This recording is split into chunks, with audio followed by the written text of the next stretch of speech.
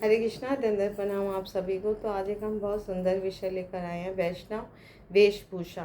तो हम सभी जानते हैं समाज में अलग अलग प्रकार के लोग होते हैं, वो अलग अलग वर्दी धारण करते हैं, वेशभूषा धारण करते हैं।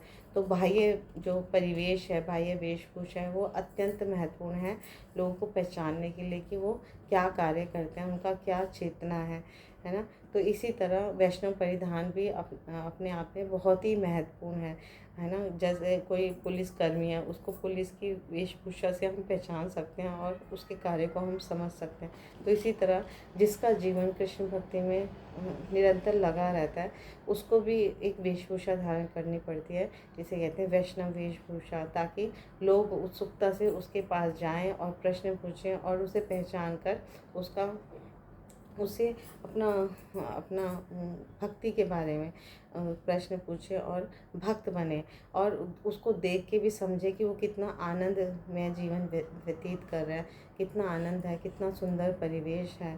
अत्यंत वो स्वयं भी सुखदायी दिखाई दे रहा है और दूसरों को भी सुख और आनंद का प्रचार प्रसार कर रहा है। तो इस तरह से हमें वैष्णव परिवेश जब हम पहनते हैं, वैष्णव परिधान हम पहनते हैं, तो हम प्रचार करने के सुअवसर भी प्राप्त होते हैं और अनेक अनेक लाभ हैं। हम चारों तरफ आध्यात्मिक वातावरण का भी निर्माण करते हैं। तो एक भक्त जो है वो वैष्णव उचित व्यवहार करने का उत्तरदायित्व भी स्वीकार करता है जब उसने वैष्णव परिवेश पहना हुआ है।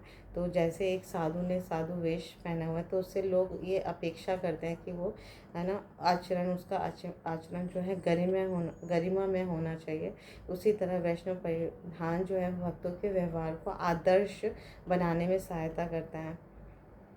और वैष्णव परिवेश से हमारे मन में वैष्णवोचित भाव भी उत्पन्न होते हैं। तो ये बहुत महत्वपूर्ण है। जैसा हम वेश बनाएंगे, ऐसा हमारे भाव भी हो जाते हैं। इसके विपरीत जो पाश्चात्य देश की जो वेशभूषा है, पाश्चात्य वेशभूषा है, जो आजकल बहुत ही लोकप्रिय हो रही है स्त्रियों में, पुरुषों में, ये हमारे मन में अलग तरह के भाव उत्पन्न करती हैं और भौतिक जगत में बंधन का कारण करती है, काम, क्रोध, लोभ आदि पर आधारित होती है। तो इसलिए हमें इनसे बचना चाहिए, क्योंकि किसी भक्त को वैष्णव परिधान पहनकर आम जनता के बीच में जाने में अगर झिझक होती है, ऑफिस में या कहीं, तो उसे ऐसे कार्यस्थल पर या बाहर चाहे कैसी भी उसने वेशभूषा पहनी है, पर मर्यादा के अंतर्गत उसे पहनना चाहिए। और घर में आकर है ना, कम से कम घर में आकर उसे वैष्णव परिधान पहन लेना चाहिए। अगर वो भक्त है, भक्ति कर रहा है, भक्ति का साधन कर रहा है, और या मंदिर में जाए या घर पर है या भगवान की सेवा पूजा करे, तो वैष्णव परिधान में ही करना चाहिए। तो आदर्श वैष्णव परिधान जो है वो पुरुषों के लिए और स्त्रियों के लिए बताया गया है। वो इस प्रकार है कि वैष्णव तिलक, कंठी, और इसके अतिरिक्त पुरुषों के बाल बड़े नहीं होने चाहिए, छोटे होने चाहिए। एक शिखा रखनी चाहिए, शिखा की चौड़ाई 1.5 इंच तक होनी चाहिए। और मंदिर के बाहर रहने वाले गृहस्थ जो किसी कारणवश बाल को साफ नहीं कर सकते है ना, तो उसे साफ सुथरे ढंग से छोटे छोटे बाल रखने चाहिए, सुंदर से, है ना। बहुत लंबे बाल नहीं रखने चाहिए। चैतन्य महाप्रभु के अनुयायियों के द्वारा लंबे बाल रखना आपत्तिजनक माना जाता है। और मूछ दाढ़ी से रहित होना चाहिए, क्लीन शेव में होना चाहिए। जैसे साफ चेहरा बिल्कुल साफ सुथरा होना चाहिए। और परिधान में धोती सम्मिलित है, जो परंपरागत ढंग से पहनी जानी चाहिए। तो हम अपने वरिष्ठ वैष्णव से इसे पहनना सीख सकते हैं। पुरुष लोग अपने वरिष्ठ प्रभु जी से इसे पहनना सीख सकते हैं, जिस धोती का एक भाग हम पीछे की ओर टांगते हैं। तो ब्रह्मचारी या सन्यासी भक्त जो है वो भगवे वस्त्र धारण करते हैं, क्योंकि भगवा वस्त्र जो है वो त्याग का प्रतीक है। और गृहस्थ पुरुष या आश्रम से बाहर आने वाले व्यक्ति सफ़ेद धोती धारण करते हैं और शरीर के ऊपर, यानी ये तो निम्न में धोती और शरीर के ऊपर कुर्ता पहनते हैं। और अगर ऐसी टी शर्ट पहननी चाहिए, कुर्ता ना पहन सके तो टी शर्ट भी पहन सकते हैं, पर टी शर्ट पे भक्ति के अनुरूप चित्र या शब्द बने हों तभी उसे पहनना चाहिए। उसके अतिरिक्त दूसरे शब्द बने हों तो वो वैष्णव परिधान के लिए उचित नहीं है। तो और चमड़े से बने जूते, कपड़े और थैलों का प्रयोग नहीं करना चाहिए। तो साफ़ सुथरी अपनी वेशभूषा को नित्य प्रतिदिन साफ़ सुथरा करना चाहिए। स्वच्छ साफ कपड़े ही पहनने चाहिए। तो ये इससे एक पूर्णतः कुलीन शिष्ट व्यक्ति लगता है भक्त, जो कि भगवान श्री कृष्ण की सेवा में निमग्न होता है। और अंदर से भी हम उतना शुद्धि का अनुभव करेंगे जब हम बाहर से हमारा परिधान स्वच्छ होगा, सुंदर होगा, वह वैष्णव परिवेश में होगा। और महिलाओं को, स्त्रियों को परंपरागत भारतीय परिधान तिलक और कंठी माला और सिर के मांग निकाल कर बाल बनाना और खुले बाल में निषेध है ना। मांग बनाकर बालों को बांधना चाहिए और सुंदर साफ सुथरा साड़ी पहनती हैं। और सारे शरीर को ढक के रखना चाहिए, कहीं से कोई अंग प्रदर्शन नहीं होना चाहिए, है ना। पाश्चात्य देशों की भांति या अन्य वेस्टर्न ड्रेसेस की तरह।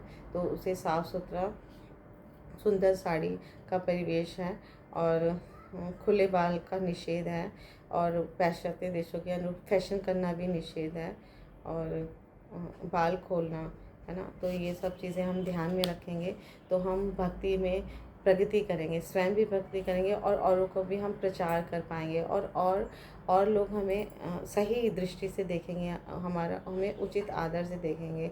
तो कई मामलों में इस तरह से भी दूसरे लोगों द्वारा जो भक्त नहीं है वो अपराध करने से बचेंगे। वैष्णव परिधान देख के लोग बहुत मान सम्मान देते हैं, उचित आदर देते हैं और उचित प्रश्न भी पूछते हैं, है ना। अनर्गल बातें नहीं करते, प्रजल्पा नहीं करते। इस तरह से इससे हमें लाभ ही लाभ है वैष्णव वेशभूषा से। तो हमें पूरा प्रयास करना चाहिए कि हम नित्य प्रतिदिन वैष्णव वेशभूषा में रहें और बाहर भी जाएं, लोगों के बीच में भी जाएं तो वैष्णव वेशभूषा धारण करें। और तिलक और कंठी का तो बहुत ही ज़्यादा प्रभाव होता है सामने वाले पर। स्वयं भी आध्यात्मिक अनुभूति होती है और रक्षा होती है ना। और भगवान जो तिलक लगाता है वो भगवान को अपने पूरे 12 स्थानों पे वो विष्णु मंदिर स्थापित होता है। तो भगवान विष्णु का दर्शन करना या भगवान का वो दिव्य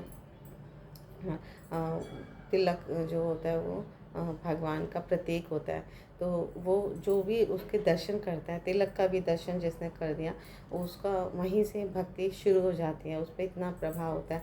कंठी भी जिसने देखी वो शुद्ध होता है। तो कंठी का तुलसी कंठी हम धारण करते हैं, इससे हमारी भी रक्षा होती है और जिसने इसका दर्शन किया उसको भी भक्ति में लाभ ही लाभ मिलता है। और फिर वो इससे रिलेटेड जब हमसे प्रश्न पूछता है तो हमें प्रचार के भी सुअवसर मिलते हैं और सामने वाला भक्त बन जाता है। तो कई बार ऐसा भी होता है कि भक्त की तिलक और कंठी वैष्णव वेशभूषा से ही लोग इतने आकर्षित हो जाते हैं कि वो सब कुछ छोड़ के वो भी भक्ति में आना चाहते हैं, है ना। तो भगवान कृष्ण से जुड़ना चाहते हैं क्योंकि भक्त जो है वो परम प्रसन्न होता है, परम आनंदमय होता है। उसके चेहरे से भी उसके, है ना, उसके तेज से भक्ति जो दिखाई देती है, प्रकाशित होती है, वो दूसरे लोगों को, अभक्तों को या भौतिक लोगों को आकर्षित करती है भक्ति के प्रति, भगवान श्री कृष्ण के प्रति।